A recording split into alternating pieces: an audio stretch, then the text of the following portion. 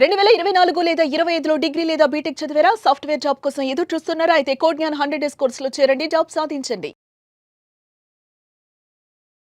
Suman TV ప్రేక్షకులకి మీ నాగరఘు నమస్కారాలు. రకరకాల లీగల్ ఇష్యూస్ని ప్రామాణికంగా తీసుకొని దాని మీద ఉన్నత న్యాయస్థానాల తీర్పులు, ఇటువంటి పరిస్థితులు, వాటి యొక్క పురోగమనాల గురించి మనం చాలాసార్లు సుమన్ టీవీ ద్వారా తమరికి తెలియజేయటం అయింది. అంటే ఇప్పటివరకు భారతదేశంలో ఉన్న ఏ చట్టాలైనా, డొమెస్టిక్ వైలెన్స్ కానివ్వండి, 498A కానివ్వండి, అలాగే మెయింటెనెన్సు, డొమెస్టిక్ వైలెన్స్లో ఉన్న పలు రకాలైన రిలీఫ్లు, ఇవన్నీ ఉమెన్ ఫ్రెటర్నిటీకే ఫేవర్గా ఉన్నాయి.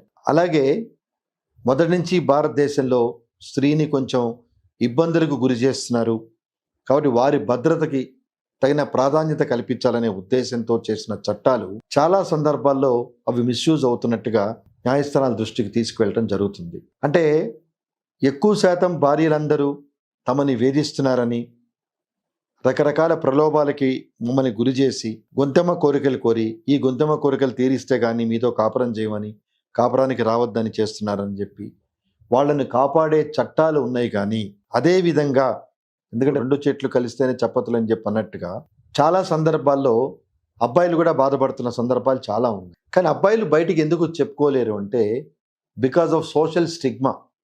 They are very much afraid of social stigma. అంటే నా భార్య నన్ను ఇబ్బంది పెడుతుంది, నా భార్య నన్ను తిడుతుంది, కొడుతుంది అని ఆడవాళ్ళు చెప్పినట్టుగా, first of all there is no mechanism which are in favour of men whenever they are facing this kind of harassment from the hands of the women. రెండవది, మొదటి నుంచి మంది మెయిల్ డామినేటింగ్ సొసైటీ అని అనబడుతుంది కాబట్టి, అంటే లిటరలీ స్పీకింగ్ ఈ చట్టాలు ఏవైతే ఉమెన్కి ఫేవర్గా ఉన్నాయో వాటిని దృష్టిలో పెట్టుకుంటే మంది మెయిల్ డామినేటింగ్ సొసైటీ అని అనటానికి అవకాశం లేదు. సో కాబట్టి ఎన్నో సందర్భాలు ఇటీవల కాలంలో సెల్ఫీలు చేసే రకరకాల సందర్భాల్లో ఈ ఆంధ్ర తెలంగాణలో భర్తలు సూసైడ్ చేసుకుంటూ సెల్ఫీలు పెట్టి, అలాగే రైలు కింద చనిపోతూ వాళ్ళు లెటర్స్ పెట్టి, నా భార్య వాళ్ళ అమ్మా నాన్నల హెరాస్మెంట్ తట్టుకోలేక, బయటికి చెప్పుకోలేక, అలాగే మా అమ్మా నాన్నల్ని వీళ్ళు ఏ రకంగా చూస్తారు, చాలామంది సందర్భాల్లో వేరు కాపురాలు పెట్టమని, లేదా అమ్మా నాన్నని చూడొద్దని, వాళ్ళకి హెల్ప్ చేయొద్దని అనే భార్యలు చాలామంది ఉన్నారు. అందుకే ఈ సందర్భంలో ఒక విషయాన్ని గుర్తు చేస్తున్నాను.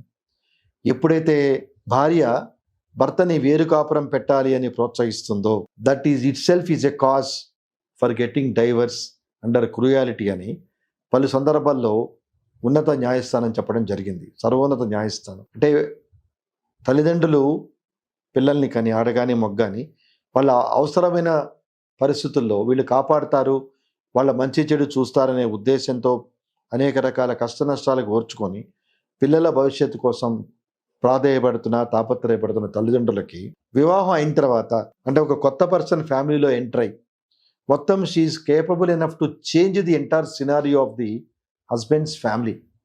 అందుకే ఒక సామెత ఉంది, 25 ఏళ్ళు తల్లి కష్టపడి కొడుకుని ప్రయోజకుని చేస్తే 25 రోజుల్లో భార్య పెళ్ళైన తర్వాత అతన్ని అసమర్థులుగా చేస్తుందని చెప్పని చాలా సందర్భాల్లో చెప్పడం జరిగింది.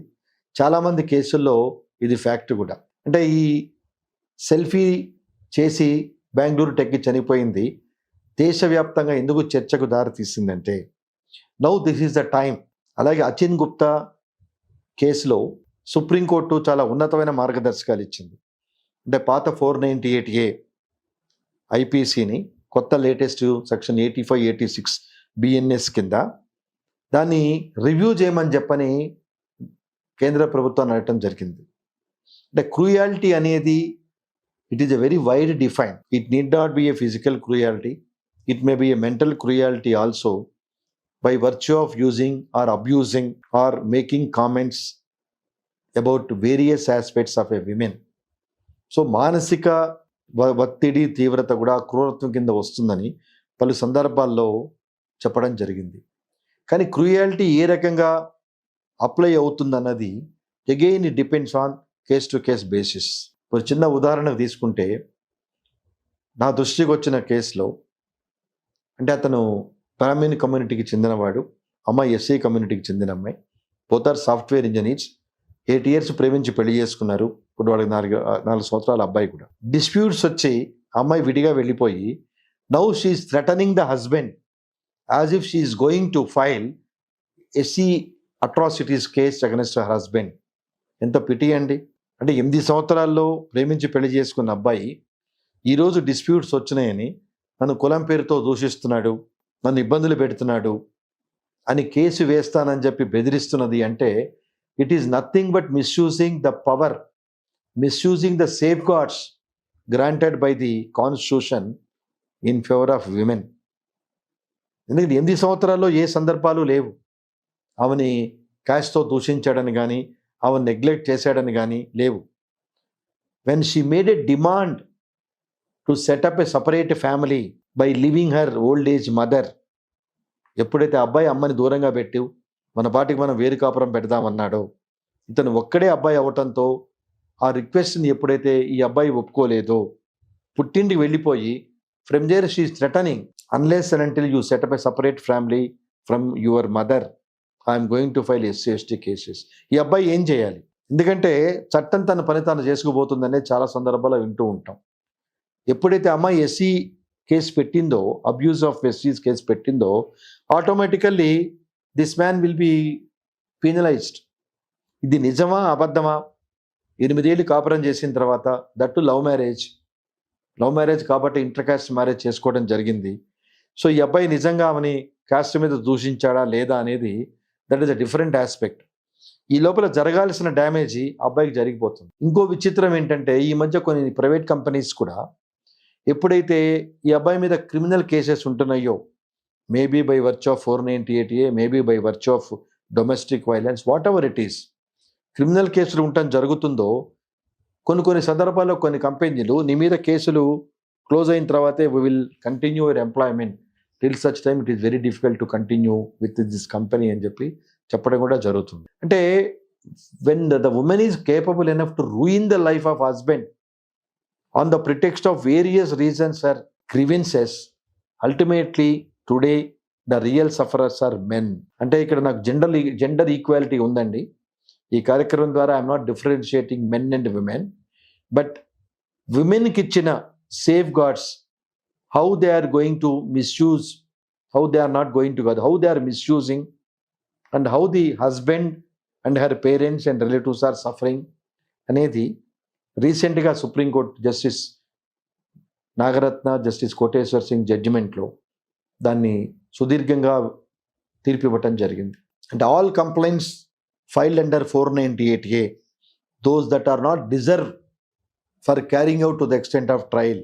ఎందుకంటే ఒక క్రిమినల్ కేసు మన మీద వేశారు అంటే irrespective of gravity of the case we are on criminal records.